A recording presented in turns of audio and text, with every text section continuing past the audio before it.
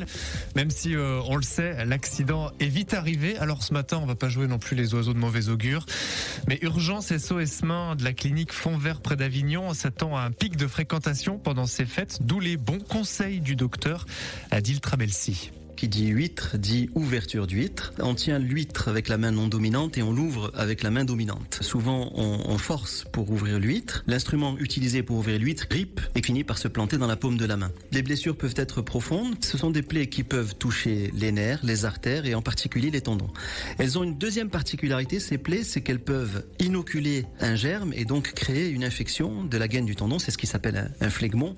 Et là, la situation devient encore plus compliquée chirurgicalement puisque cette infection peut laisser des séquelles en termes de mobilité et de fonction des doigts. Alors on l'aura compris, le plus simple et le moins dangereux, c'est sans doute de s'adresser à un professionnel. Le foie gras, la dinde, mais il y a aussi les huîtres sur la table de Noël. Ces coquillages souvent appréciés des adultes, toute la question est de réussir à les ouvrir pour pouvoir les déguster.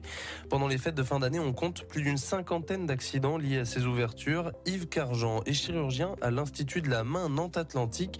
Il vous donne les bons conseils en cas de blessure. On a un pic qui commence déjà à arriver, puisque là ce matin j'ai opéré entre autres une plaie par couteau à huître et ça va se prolonger comme ça jusqu'en début du mois de janvier où on aura plus d'accidents de la main que d'habitude. Quand on se blesse, ce qui est important c'est de rincer tout de suite la main à l'eau pour enlever les petits débris, pas les laisser pénétrer dans la peau. Éviter bien sûr tout colorant comme l'éosine par exemple qui va colorer en rouge la plaie, ce qui rendra plus difficile l'examen de la main. Si on a un pansement ou si on a un linge, emballer la main pour éviter que ça ne saigne. Et puis prévenir au plus vite le centre SOS Main proche de chez vous, donc en Loire-Atlantique, l'Institut de la main Santé Atlantique. On a un service d'urgence adapté avec un chirurgien 24 heures sur 24 qui peut prendre en charge, qui est rompu à cette chirurgie pour réparer au plus vite les différentes lésions, mais aussi par rapport au risque infectieux. Alors attention, ce midi quand vous allez essayer d'ouvrir vos huîtres. Le service des